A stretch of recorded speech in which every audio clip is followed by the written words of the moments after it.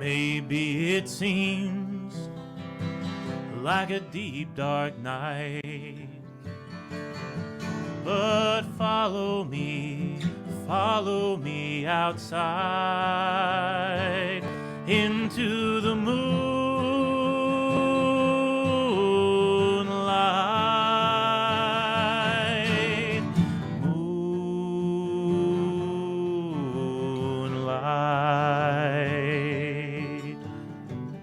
Welcome back to Moonlight, the Wild Rose Moon series that explores the creative process of our region's most outstanding talent. Tonight, John Bahler interviews Pam Blair about her work in poetry, visual art, and promoting poetry in the Michiana area. I'm Ryan Meir. Please join us as we venture off into the moonlight.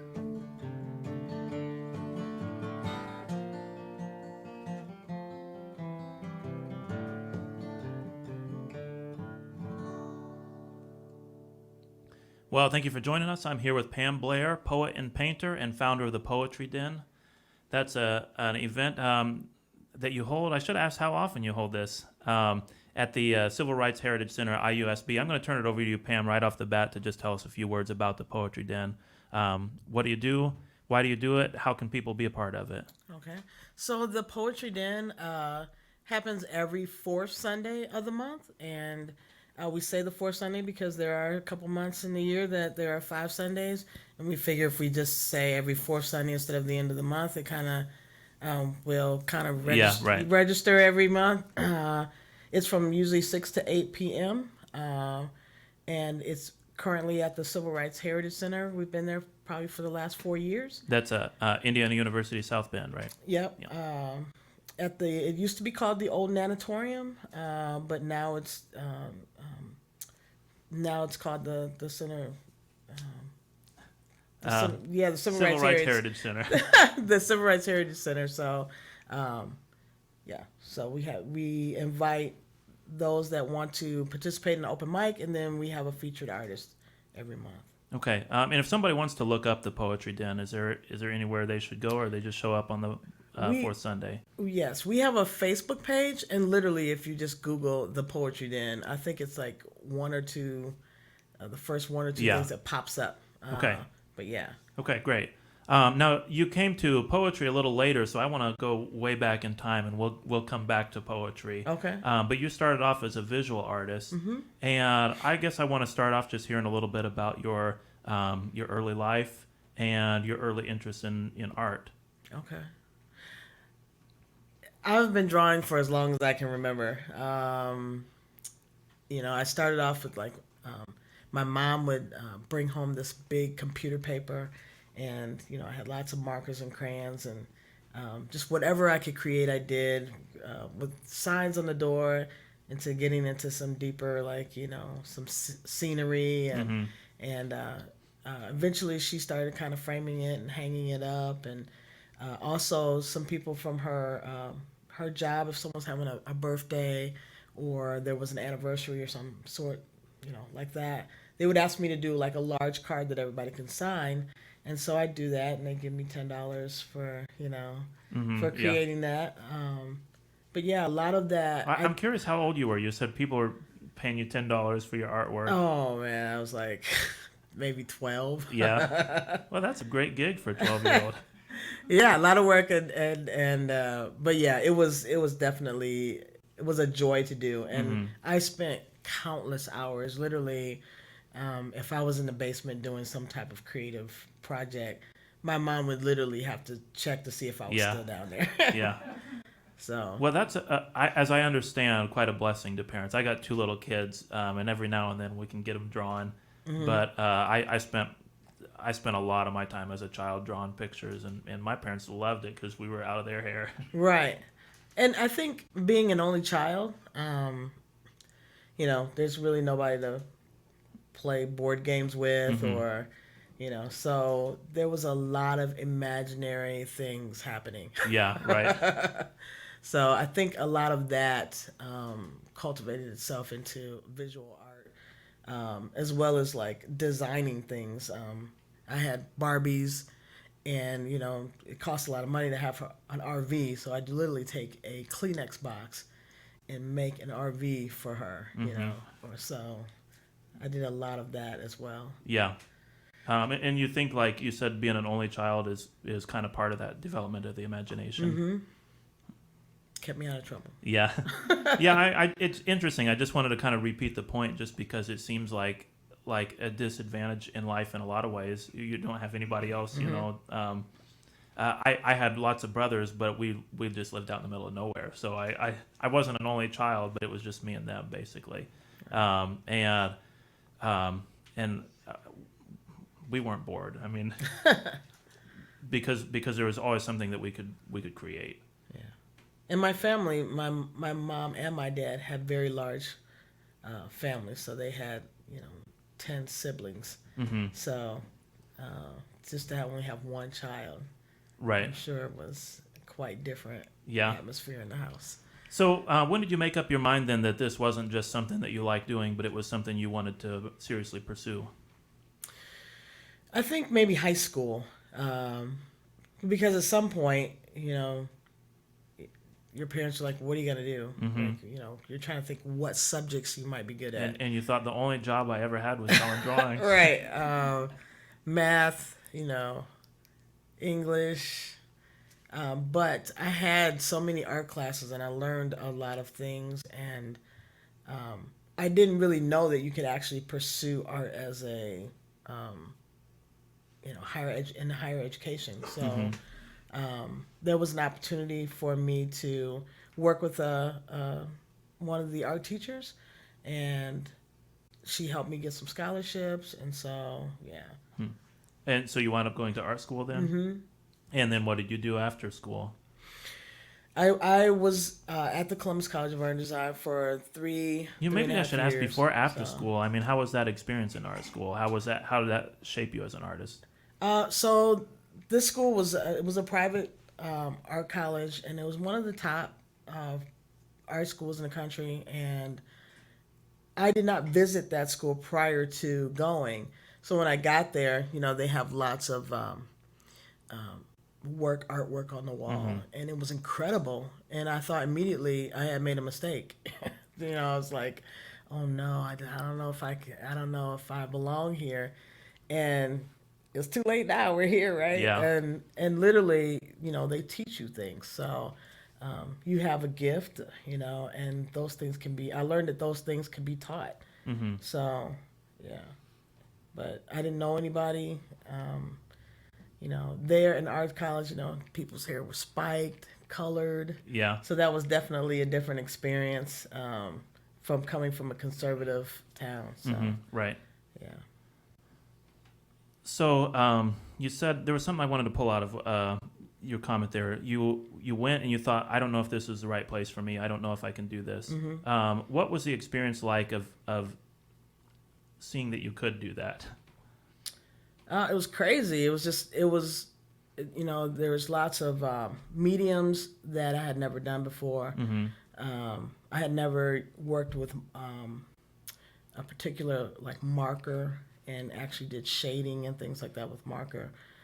So I had a marker class that was definitely unique and something I had never done.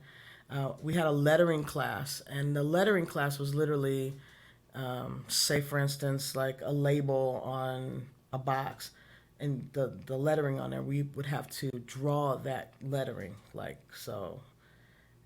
with rulers and tired eyes. Yeah. And make it look good and render it in as well. So those are things that I wasn't sure that I would be able to do, and I was. But yeah, I was with a bunch of other students that some had experience and some hadn't, and we just kind of went through all of this experience together, because that's what happens your first year, right? Everybody kind of takes the same amount of courses, the same kind of courses, and then we kind of branch off from there. Yeah. And then I can get back to that question I asked 5 minutes ago. What about after school? What did you wind up doing? After school, I came back home, disappointed, hoping that, I was hoping my idea was that I would come back here and I would have a career doing some type of artwork. And it did not pan out to be as glorious as that. And so I struggled. I struggled with the idea that I wouldn't be doing that, and kind of probably even fought with myself and said, I'm just not going to do art at all anymore. But someone always asked me to do something, draw something, design a card, design a logo, and it's like I couldn't say no. Yeah, right. So for a long time, I was calling art like a lover. Like, we never married. We just were lovers for years, Yeah. But I've always not been able to get away from not doing some type of artwork. So even though I've worked other jobs, I would still on the side do a lot of creative work. Yeah. What do you do professionally? Currently, I am the program assistant for the Kroc Institute for International Peace Studies at the University of Notre Dame. Okay. So even there, I'm able. So in the jobs that I've had, I've always ended up doing something creative, and even there, I designed a actual logo of solidarity, especially around the time that everything was going on with George Floyd. I designed something that we actually they made stickers out of it, and we passed it out to alumni. And, Right. Yeah. It sounds. I don't know a whole lot about your job there, and I haven't had time to think about it and process it. But even it seems like it's driven by values that come into your artwork and in your Yes. poetry as well. Yes. Definitely inclusion. So, peace studies is about peace and making peace, and the same thing, being inclusive, being diversified, and those are some of the same values that we have at the Poetry Den, making it welcome to everybody that Yeah. wants to be a part of it. So, Was that a goal? I mean, what do you have in mind when you put the Poetry Den together? so I started by going to other poetry events, and when that kind of phased out, I had asked a coffee shop. It's called Chicory Cafe. When it was smaller, and asked them, just said, "Hey, do you do open mics?" And they said, "No, we don't." And I was like, "Oh, okay." So I don't know. A couple months later, she asked me if I would be willing to do an open mic, and they, pay me $50. And so I was like, "Well, I can Google it and learn how to learn how to do an open mic." Right. And a friend of mine gave me a speaker, and a microphone, and I drug that microphone and speaker in and a stand, and we did open mics. So we did open mics there for like 2 years. On a Sunday, on a day they weren't normally open, they would open it for that, and it just kind of took off. And then we kind of learned that we had a lot of poets, that would come, and it was hard to hear when people were screaming, "Pam, your latte is ready," Yeah. Right. or people would be socializing, and the shh would kind of drown out Right. the poet. So that's kind of when we kind of just kind of centered in on, like, let's create a place that focuses on poetry, so why you came. You didn't come for the coffee. You didn't. I mean, yes, you might have come for some fellowship, but you specifically came to hear poetry. And so that's kind of where that Right. like narrowed itself into a vision and a mission. Yeah. That what you're describing is well known to musicians, but if you're playing music, at least people can still kind of engage in it and enjoy it when they're talking and ordering their lattes and everything. Right. But with poetry, if the attention isn't there, like you're not feeling the beat in the background in quite the Right. same way. Yeah. Right. So. Well, there's a couple more questions I want to ask, but we haven't gotten into a lot of your artwork. So, do you have a piece of poetry that you could share with us now? Sure. This first piece, and I do these pieces a lot, and a lot of times when other poets are saying, "Well, I haven't written anything in a long time," I always tell them there's always someone that hasn't heard your poetry. There's always someone that hasn't. I might have heard it 20 times, but there's someone that probably has not heard Well, it. there's some poems that are worth hearing twice Right, too. right. And so one of my favorites, and that I've used to actually compete in poetry slams with, is a piece called Life in Its Complexity. And that piece actually came shortly after the death of Robin Williams.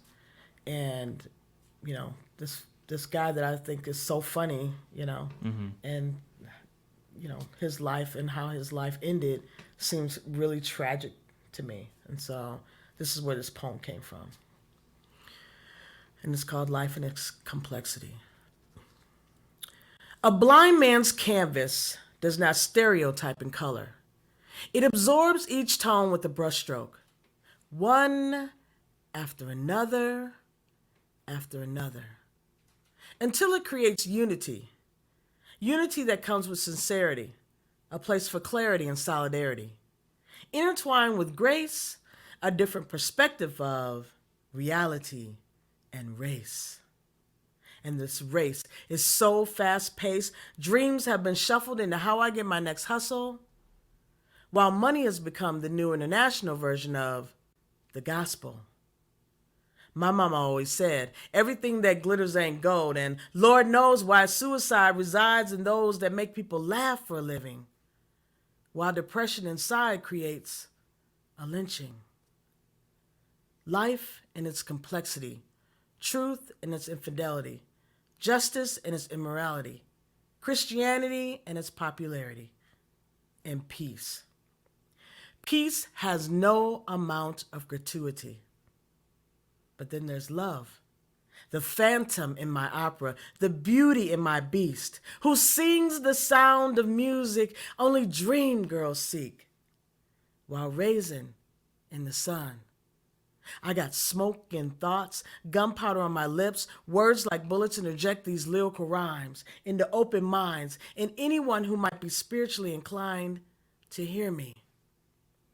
The two most important times in life, the day you were born and the day you figured out why. At least that's what Mark Twain said, and it made real good sense in my head, so why not share? But at the end of the day, the sun will reach its hand out to the moon. Ocean's waves will dance to an orchestra's tune.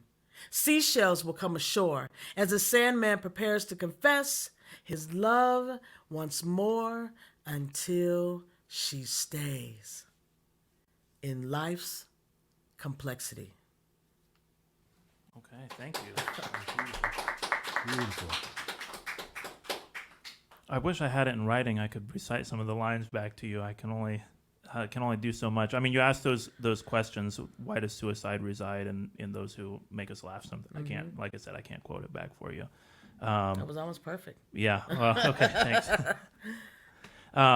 But I want to ask about the like the sun and the moon, and like holding hands and affecting the tides and all of that. Is there a connection between that and Robin Williams, or do you just how do I say this? Like, it just flows out and you don't know why it flows out.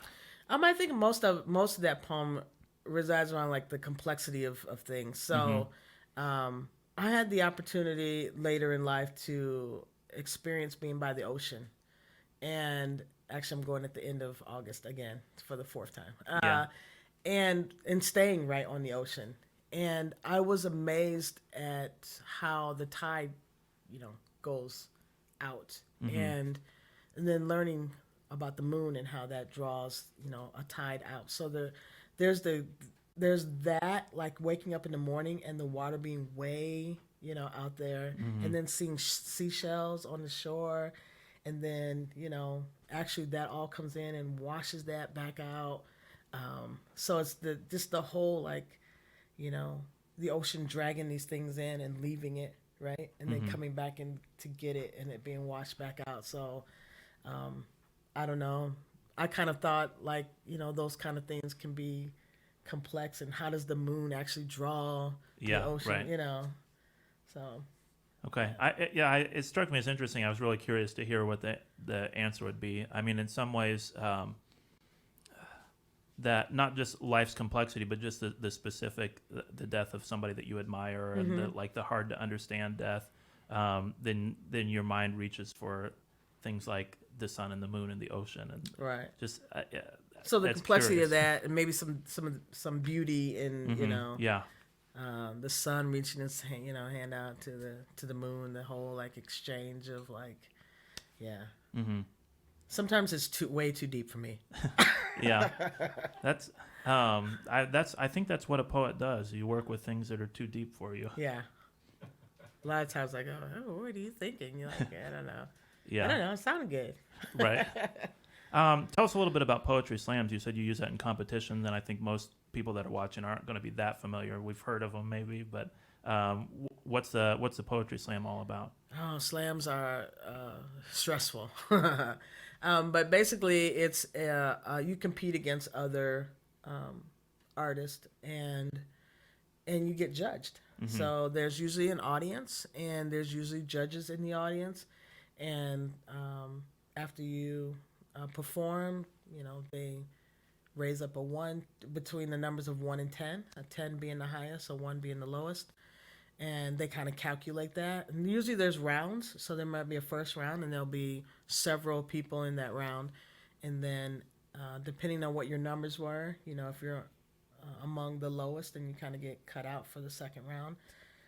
And then there's a second round, and so you're picking. First of all, you usually have to audition in order to be in a slam, and so there's judges there that say whether you can be a part of this competition, and then you have these 12, 15 people maybe, and so sometimes there's money involved, sometimes there's not, but it is very stressful. A lot of times you're able to read from paper, and other times you're not.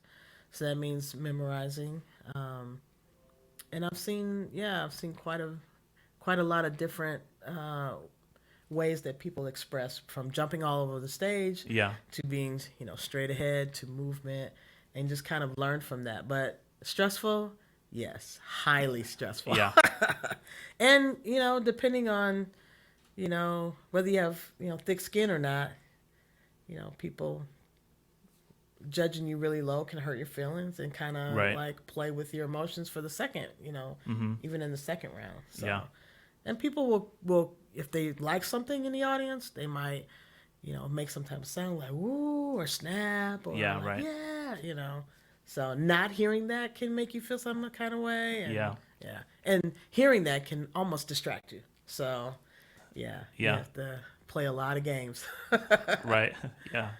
To get that thick skin and get good at it too. Yeah. So there are a lot of artists that I've encountered that are uncomfortable with the idea of competition or of judging art and trying to quantify it with numbers and all those things.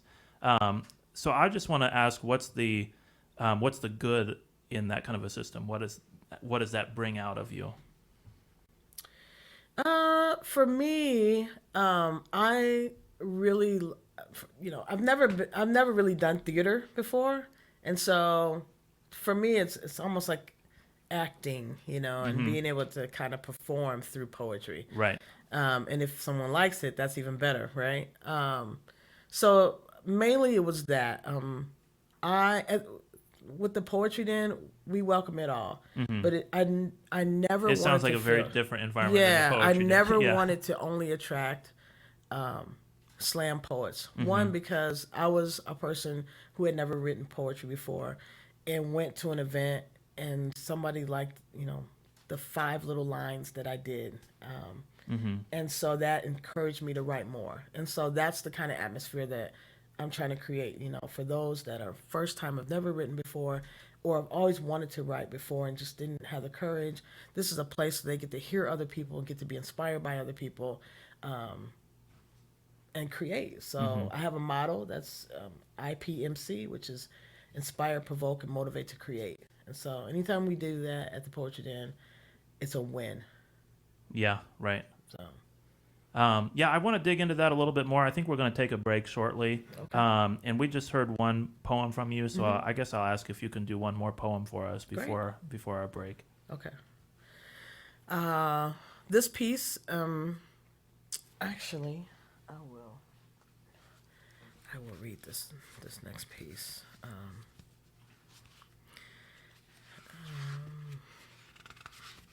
So sorry. So this piece right here, I'll just share this piece, and it's called "Don't Wake Me," and I literally had went to bed, woke up, wrote this piece, and went back to sleep. So it's inspired by the. I don't know if you've ever heard young people say like "stay woke," you know, the slang word. So that's kind of what this is about too. So. Don't wake me. I don't want to stay woke. Because being woke means I take accountability for the issues that lie before me. Don't wake me. I'd rather stay asleep. For when my eyes are closed, I have an excuse to live in false realities. Don't startle me out of my sleep. I want to sleepwalk and pretend I don't see poverty, bigotry, a history of wrong thinking, and inequalities. And don't bother to set the alarm. It's my constitutional right to bear arms. Deny death tolls while gun laws refuse to be reformed. Hypnotize me and tell me things will be great again. Let's play childhood card games. I declare war. The best 2 out of 3 wins. Sing me to sleep with "My country, 'tis of thee." Tell me a bedtime story of the Statue of Liberty. Remind me of America's loyalty to immigrants and minorities. Please, let me stay asleep. Ignorance is bliss. A privilege I never had is a privilege I'll never miss. Let me continue to dream until dreams become visions and visions cause revolutions, giving me a reason to wake up with coherence. Don't wake me. Very nice. Okay, well, thank you, Pam. It's been a good chat so far. We'll take a short break. We're just going to do about 5 minutes here, and then we'll come back in for round 2. So don't go far. Great.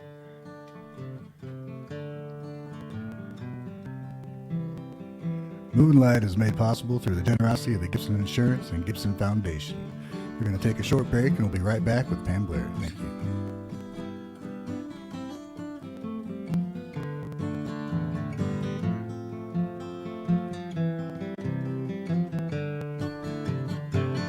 Maybe it seems like a deep, dark night,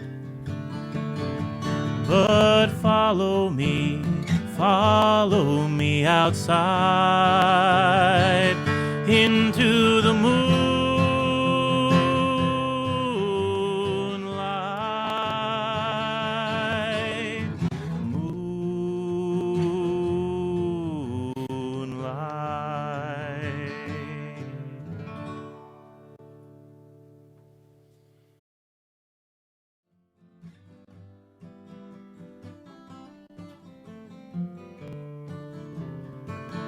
Maybe it seems like a deep, dark night, but follow me outside into the moonlight.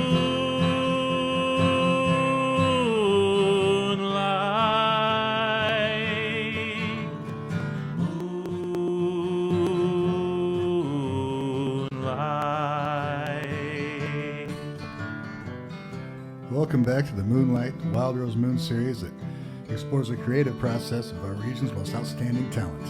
We are back. John Bahler is going to continue his interview with Pam Blair to explore poetry, visual art, and what it's like to promote poetry in the Michiana area.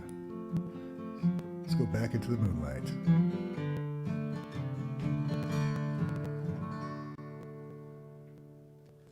Okay, we're back with Pam Blair, poet and painter, and right at the end of our last segment, you mentioned what is kind of a motto for life for you, I suppose. That I hope I get this all right: inspire, provoke, motivate, to create. Mm-hmm. And I wanted to ask you, just to kick things off, if you could break that down. What does each of those things mean for you, and what does it all mean when you put it together? So I guess I feel like when we come together, And for those that, sometimes people just come to listen, um, and they might have written before, but maybe never shared anything with anybody. Mm-hmm. Um, and so sometimes I'm hoping that, or most times I'm hoping that whatever they hear within uh, the events that we do, that they become inspired by what someone else um, has written and shared. Um, that they're provoked, right? So they're Mm-hmm. provoked, in other words, to write something, motivated, motivated to get pen and paper and write it down, to create. Mm-hmm. So those words, all come together, to be inspired and provoked and motivated to create something beautiful. Um, and I've actually seen that happen. I've seen people literally write poetry within that, within the time that we do the poetry den. A good friend of mine has come to a majority of the open mics and sat on the front row for years and just scribbled in her book. And we always we joke about this, but we say we always wanted to snatch her book and see what she was really was she drawing pictures of people or actually writing things in there. And then one day she shared poetry, and literally she started some of the poetry things that were happening in South Bend. So it was kind of awesome that, after listening, after doing these things and providing a space like that as well, then coming to the poetry den for so many times and then actually sharing, getting on stage and sharing. That was huge, and so those are the kind of things that we kind of hope happens. It doesn't have to happen, but Right. having that opportunity and having that space to do that is something I think is yeah, needs to be. Right. Yeah, it sounds like she was on board. She was supporting it the whole time. She wanted this kind of thing, and maybe she wanted to be doing this kind of thing. But it took a few years scribbling in that notebook first. Yeah, she writes in it all the time, and I'm she's got lots of poems now, so it's just beautiful to see that, and it's also beautiful to see people just write something, and they didn't sign up for the open mic, and then they go, oh, I want to share something. I just wrote this, and it's like, wow, that's incredible, Yeah. and then they write more and they come Right. back and they share more. I wonder. Of course, I don't know her. I don't really know her story or anything. But I wonder if there's a kind of similarity between that and your story you told about going to art school, and you see all the great art that's all around, and it's what you wanted to do, but you thought, I can't do this. Right. And maybe for her as well, it's a similar experience. This is what I want to do, but you got to be around it for a few years. You got to be exposed to it, see how it's done, and then finally you can do the thing that you wanted to do. Yeah, and I think I don't know that I mean I really don't know the whole complete story behind Right, it, yeah. and maybe because obviously she provided a space for poets to come together at IUSB actually, and then after they weren't doing that anymore, she was always supportive. She's been supportive in a lot of things Right. in the Michiana area, and so but yeah, front row all the time, sitting on the front row. And again, she's never told me what she was writing in that notebook, but one day she's like, I'm going to share a poem. Yeah. And also, my partner, who doesn't write poetry, also wrote a poem. So it's those kind of things Yeah. where, you don't necessarily have to write 100 poems, but just the idea that you were inspired to write something. Right. So the whole inspire, provoke, motivate to create. I mean, it's all the goal is creating. And when you talk about these people who weren't writing anything and then all of a sudden they decide, you know what, I'm going to do it, I'm going to write it, I'm going to share it, then just in describing that, I mean, I can see your face lighting up yeah, to it speak does. about those people. Why is it such a special thing and something that's such a delight to help people to do, to create? Probably just my own personal experience. Again, I mean, I've never liked poetry in high school at all. Boring. I don't know what you're talking about. And for me, writing poetry helped me to heal. I've always been a person that has wanted to journal, and I've got probably 20 journals at home that have like 2 pages written in them. But I found that doing poetry, I was able to. It became a journal and a journey, and so those kind of things, like just having that ability and space to be able to express, and then allowing someone to actually share that. Because when I would go to this open mic and just share something for the first time, and someone came to me and said, "I really like that. I can relate to that." There's an exchange that happens, and I want to be able to people to be able to have those same kind of experiences that I have. I've also like been able to interview some longtime friends that have done poetry for years, and I did an interview with them all separately, and all three of them said that poetry saved my life. They hadn't heard one another's story, and there's something about that like makes my heart glad, because Yeah. writing myself in spaces where I was hurting. So my first one was divorce. The second one, my father was getting a heart transplant, and I watched that whole process, the 5 months in the hospital, just all other families that were waiting for a heart, and just all of those emotions, and being able to write that, what I was feeling about that. And then, those things took off into like writing love poems, and now they're justice poems. Yeah. So Yeah. When you say your first one, you mean that's the first poem you the wrote? first poem I ever wrote was divorce. Yeah. And then I think that the next one was escaping, and then the third one was a second chance, which was the one I wrote about for my dad, about having a second chance at life. So Okay. You also said it was healing, and you mentioned a couple of people that said poetry saved my life, and that's connected to why you get so excited when somebody Right. else creates something. I don't know if I don't know if I should ask you to share somebody else's story, but like, what does that mean practically speaking when somebody says poetry saved my life? if I had to, like, just from my own point of view of them saying that, it's just, sometimes we get in these spaces that are dark, and we don't have anybody to, that really understands, and so I think it's almost like, I would think, like, how people say, like, write a letter, right? Express everything you want to say in this letter, and you get it all out and you throw it away, or even when I try to memorize something, like, right, like writing it down somehow helped me remember or help me to process that. And I feel like, poetry allows us to do that too. It also, if you dive into it and get into it, it expands your vocabulary. If you're starting to do a spoken word, it allows you to speak to other individuals and speak clearly, and so it opens up a lot of different opportunities and abilities within us, right? So yeah, That's interesting, that connection you make. Like, you're trying to memorize something, and part of memorizing something is processing it and making sense. And it's like you're saying that's almost the same thing as processing grief. It's like processing something that you're trying to remember. right. And I talked to a lot of creative people about these types of questions, and that idea of processing grief, like making sense of it. Even if it's something you write it down in a letter and then you throw it away, you put it on the page, and it's something you can look at and you can understand in a way that you couldn't before.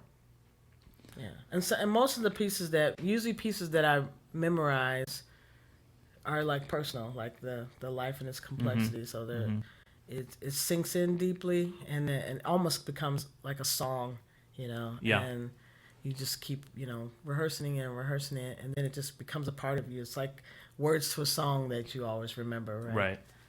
So yeah. Can I have you open up your book of poetry again and share another one Sure. for us? Yep. Again, this is another favorite of mine, and the artwork that I shared with you kind of coincides with this piece. naturally, the mirror. This piece called "The Mirror" was written before the painting that I did. But this poem specifically, I wrote to myself, and yeah, so it's called "The Mirror." Sensuous in your behavior, yet you waver to love because of fear. Fear that the past is too close to the present, and even though that stuff is irrelevant, you can't see the future because you refuse to look in the mirror.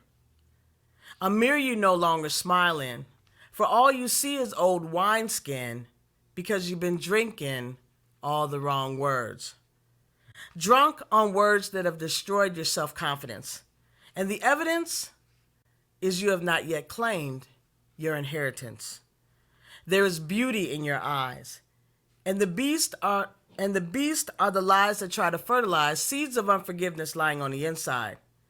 You see, in order to love another, one must discover your own sleeping beauty. Maybe become the author of the book, I Am Pretty.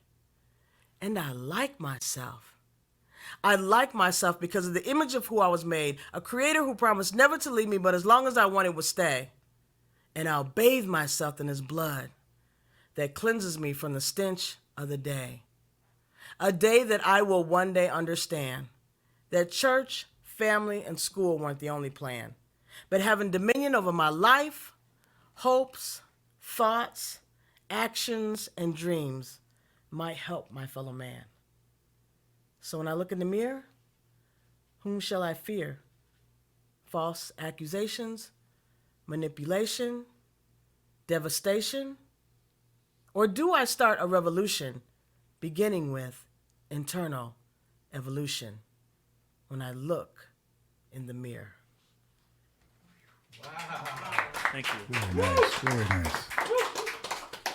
Okay, we'll try to get that image up on the screen as well. We can chat about the poem while we're trying to bring up that. Okay. You have this mirror, this like looking at yourself and self-understanding, and it just is interesting to me all the different things that self-understanding is related to. And one of those is like moving out of problems like in your past or the things that are holding you down in different ways. There's also this like connection to God and faith that comes from looking in the mirror. And then also you say at the end, like start a revolution. Again, I can't quote you perfectly, but it begins with evolution that starts with looking in the mirror. Right. So you're going to go out and change the world. Well, it starts with understanding yourself. Right. So just all of those, that's a lot of different things that, and I haven't spent a lot of hours pouring through it, in order to see maybe there's more than that going on. But self-understanding connects to a lot in life. Right.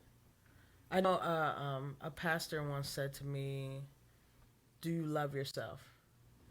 And at the time, I didn't know that I could say yes, I mean, no one had ever asked me that question. And I think I like myself, but, like love, you spend so much time, sometimes we spend so much time beating ourselves down, like I'm not good at this, I'm not good at that, I'm not successful here, I'm not successful there. That we've like cornered ourselves into this box where we don't even know if we really even love ourselves. And coming out of that, growing out of that, being around people that say, encourage us to say, yeah, you are more than, I love you because of this. God loves you. And yeah, just helping us see those good qualities that we have within ourselves. So, yeah. And you'd mentioned to me that poem was closely related to the image. So the image is, I actually called it Becoming. I actually put it on Instagram, I think, and just said, hey, what's a great word for this? And someone came with that, and that clicked, that whole becoming, that whole like looking, reflecting, and you'll see the reflection, the light on her face, and then just the whole like, just saying like, yeah, I love myself. I think when I do that poem, I always say, I like myself, And that's that whole, like, I really do like myself. I love myself. So, and I don't have to be perfect in order to love myself. Mm-hmm. So. I want to also ask about, you said Becoming was the title of that image. What's the medium for that, by the way? That's acrylic. It's an acrylic paint on canvas. It was originally a photograph that I manipulated into shapes. And it's one of the things I love about doing art the most. I've always loved, art that looks real. But I more so love art that I don't have to see everything to know that it's a hand. I don't have to see everything to know that it's an eye. Okay.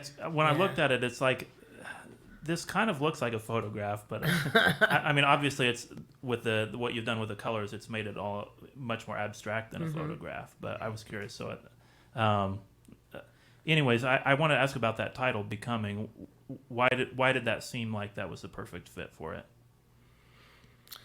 I'm not really quite sure. It was like, how you just kind of feeling like, yeah, that looks like something that, I'm coming into myself. I'm facing, all the things that I can do. And I'm no longer letting, someone determine what I'm capable of doing. So I am becoming. I'm becoming the person that I feel like I'm supposed to be. Right. I remember, I think I might have been 50 or 51 or something like that.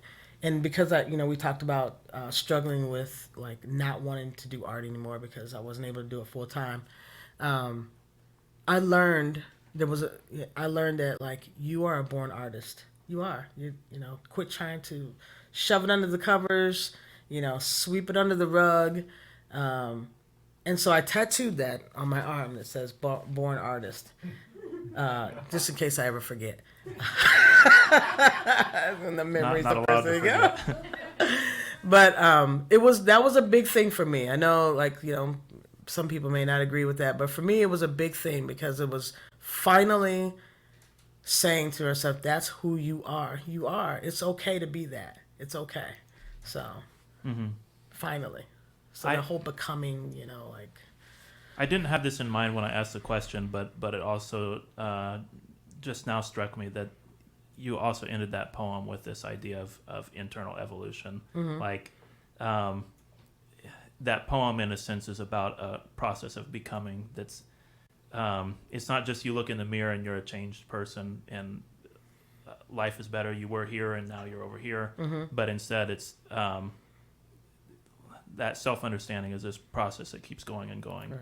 Something that's already there, There's a light that shines on something that's already there. It's already there. You just have never, let any light shine on there, Right. So, yeah.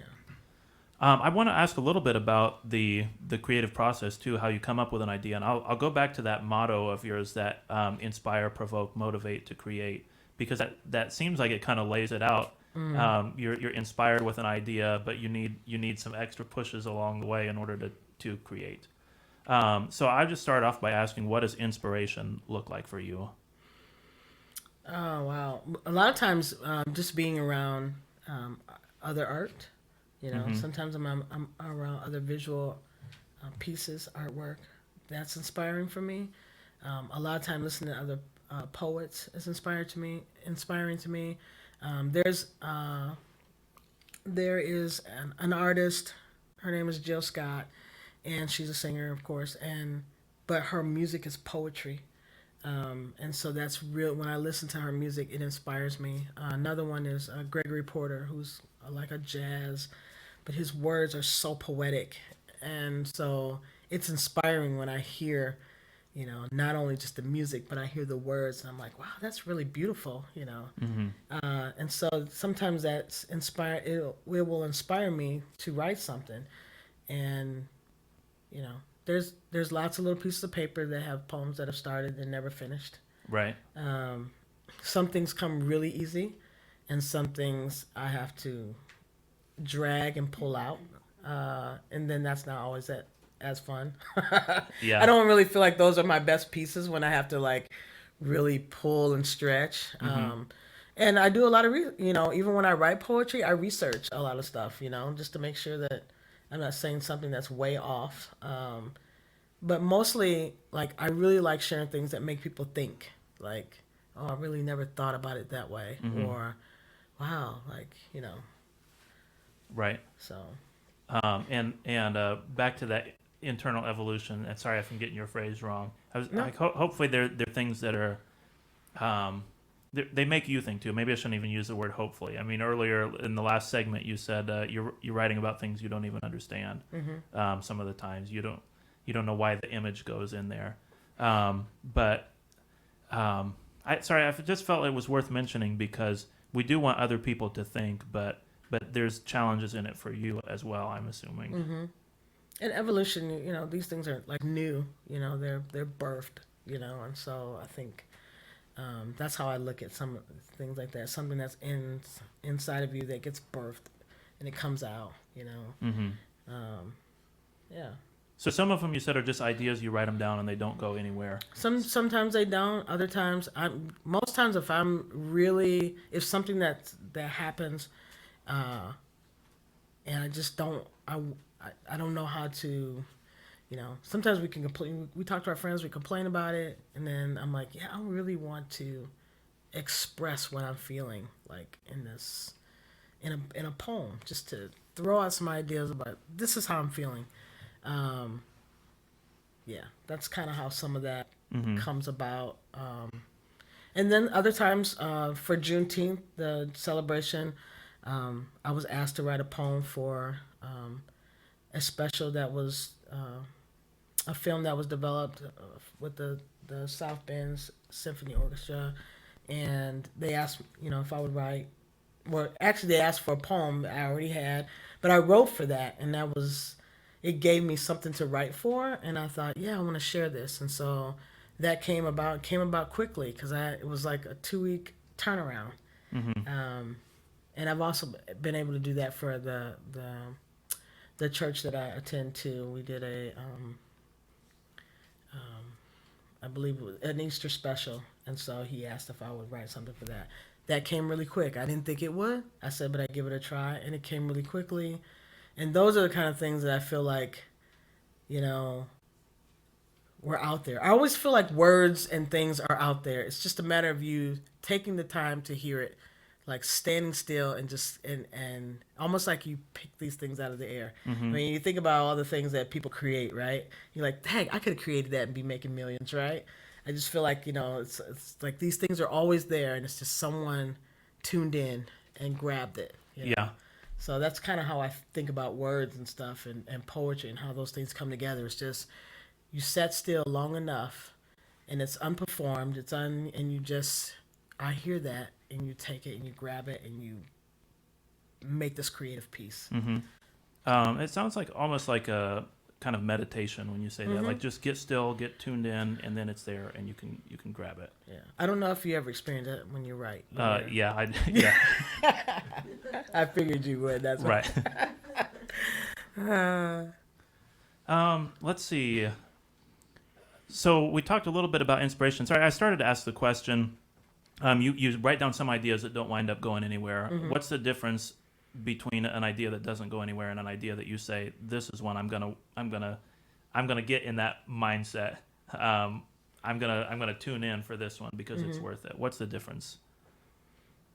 I don't know that there's any big difference. It's just, if it doesn't go anywhere, it just doesn't go anywhere. I just kind of like, I might leave it because it could at some point. But if a lot of times what happens is, even though like I'm writing something down, if I'm waking up and turning on the light to write something else down, or I'm in the shower and something else comes and I'm writing it down, then that's where I'm like, it's going somewhere. So let it go, right. let it flow, keep, and that's really what will happen. I'll be in a car driving, and then, if there's a piece of paper, I'm like trying to write something down or scribble something like, and then, trying to piece that together. But if it's just one little thing and I'm just kind of like choking it to death, just let it go. So the difference is you write the ones that grab you. Yeah, the ones that can continue to keep unfolding. Like, I write a phrase, the sun reaches his hand out to the moon, right? And I think about that whole like episode of like from sun up to sundown, and how these things will never go away, right? They're always there. Just we're turning, right? And the thing with, you know, water coming in and leaving these seashells, right? When it goes back out, and then when it comes back in, it drags it out. These kind of things, there's, you know. So it's just those kind of ideas. When they keep unfolding like that, then I go, oh, that's going somewhere. Right. But if I haven't thought like another word for like the next day or two, I'm like, yeah, we'll just leave it there. Yeah. So, yeah. Now, it sounds like you've also written a lot of things on commission, or you were talking about like the Juneteenth poem that somebody. No commission. What's that? No commission. No. Wow. Just sorry. Not necessarily for payment, but like somebody gives you a job. Oh, like, yes. we need Okay, we there need we this go. kind of poem, or we need this kind of picture. And yet when you talk about creativity, it's like this kind of mystical process. Like go off by yourself, tune in, get in that right space, and then you can make it happen. How does somebody giving you a job, how does that fit in with that process? Well, the first thing I always say is that I will see what I can do, you know, because I don't want to make a promise of, and then not be able to, and that keeps some of the pressure off of me. Yeah. And normally I will try to see if I have something that might tie into what the need is. Most times I like the challenge because I want to write. So I kind of like the challenge of maybe coming up with something. And again, if I'm having to choke it to death to get it out, like it's like, just, you know. But if it flows, then I'm like, yes, let's do this. And again, I'm a person that likes to be inspired by things. So like you know, I read a lot of other people's poetry. You know, I'll read their poetry and I get inspired by their words. And I'm like, oh yeah, I like how they said that. How would I say that? You know, how would that sound if I said that? And so that, you know, those pathways happen. Definitely with art, the same thing. Like I get inspired by other people's work or listening to something, and I go, what would that look like if I said it? So I might read some poetry, I might listen to some poetry, and somehow that kind of flows. I might do some research about, like, you know, if we're talking about Easter and what it all means. You know, I might read all these different passages of what people say Easter means to them, and somehow it turns on the light bulb somewhere and it goes, that's what I want to say. Yeah. So I might, before we get out of here, I might ask you to do another poem for us. We haven't talked about other poems, so I don't know if you have anything ready. So that's just a little heads up warning. It might be coming down the pipe. Okay. But I also wanted to ask a couple questions about the Poetry Den, if we can go back to there. Okay. Because we're talking about this personal writing process, but also the importance of, I don't know if mentoring is too big of a word for it or whatever, but you're talking about like helping other people to go through that process of being inspired and ultimately to creating. What is the connection between art and a community? Wow, that's a big question. There's a lot of beautiful things about art, and I think people only consider art to be something someone draws, right? I think people even struggle with music being art, or culinary gifts being art, or photography being art, or sculpture being art. I see all of those things as art, and I see poetry as art too. And so, you know, we are definitely creative beings. I mean, everything that we touch has been created, right, by somebody. Somebody came up with an idea and created this. And I feel like that's a segment of art too. So being able to have spaces that display art, that allow people to share art, to see art is like, without that, I mean, to me, it's like, what is life without having these spaces where we can see them, experience those things? It's why we create parks, you know, and places where people can play and have beauty. Mm-hmm. You know, all of those things are some artist, some architecture, architect, you know, designed this, you know, that it will inspire some people to be creative, to play, to be happy, you know. So, Right, yeah. This will be a similar question in some ways. What's the connection between, and I think this is important to what has become the mission of the Poetry Den. Mm-hmm. What's the connection between art and acceptance?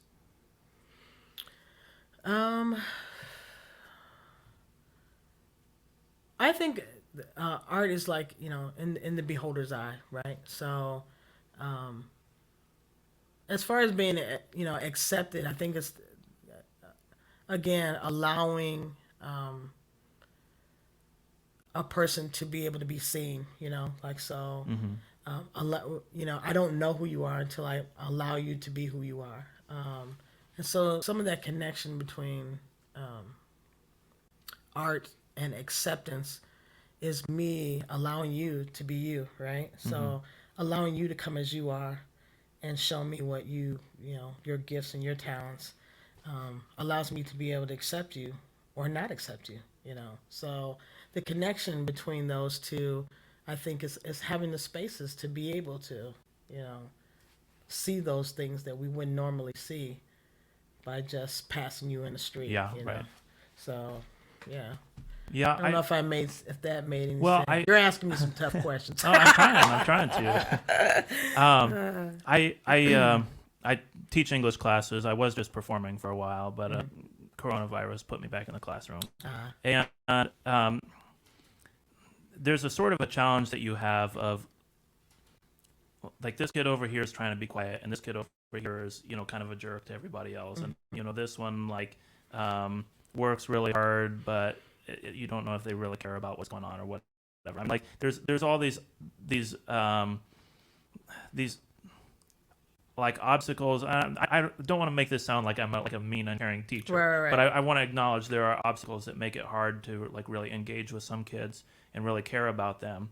And then you go and you watch them perform in the musical, or you watch them play a volleyball game or something like that. Like you see those opportunities. Like, I didn't have the chance to see you when you were sitting in my classroom, and now that I go somewhere else and I see you engage in art, or you know, sports too, is like there's still an element of beauty in that, and an element of play. Like, now that I could see you engaging in that art form, now I can see you as a person, and now when we're in the classroom, I can care about you more than what I could before.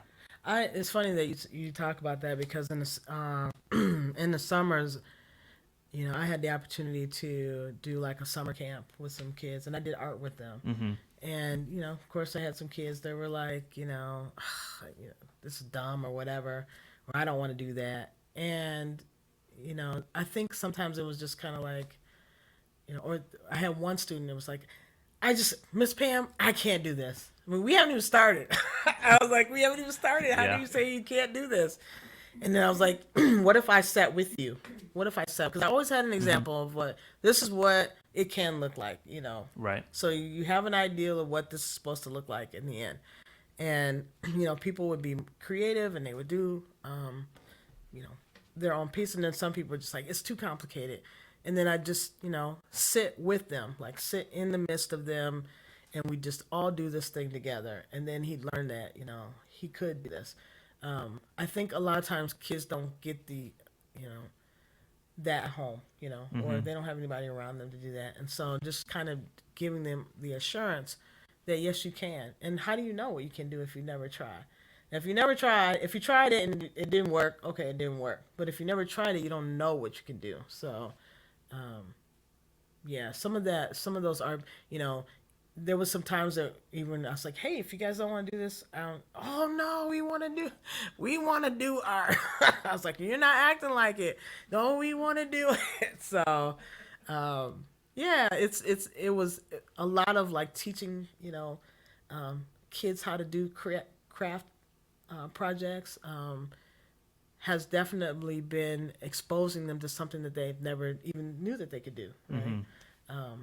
And I also do a thing that's called, I call it color and canvas, where I'm a private, like they hire me to do a private painting instruction with people. And I'm telling you, there's people that never painted ever before, and they just say how relaxing it is, and they're so grateful, just being able to put paint on a canvas. And for me, that does a lot for me, just to see people relax. Like, I've had people say, I've never seen that person as relaxed as they are right now.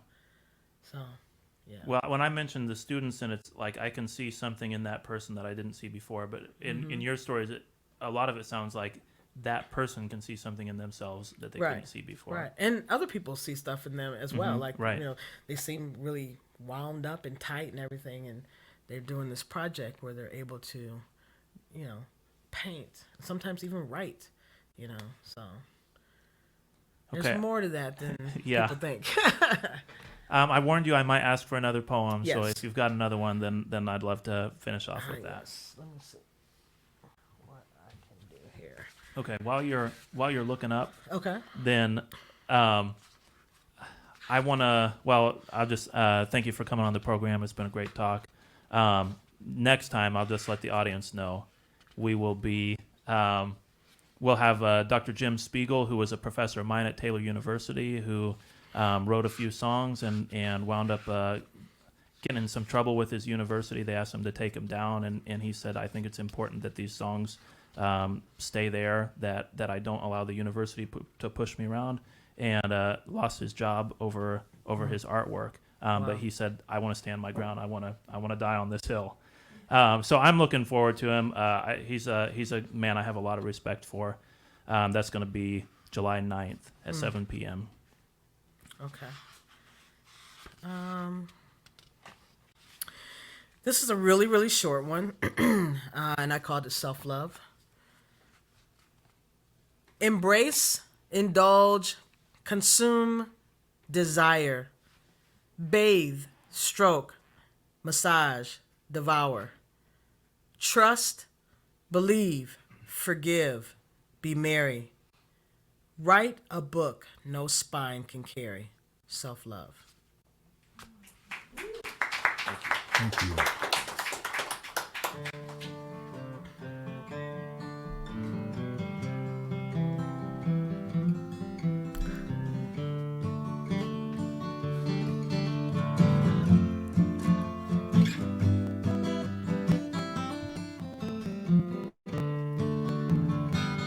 Moonlight is made possible through the generosity of the Gibson Insurance and Gibson Foundation.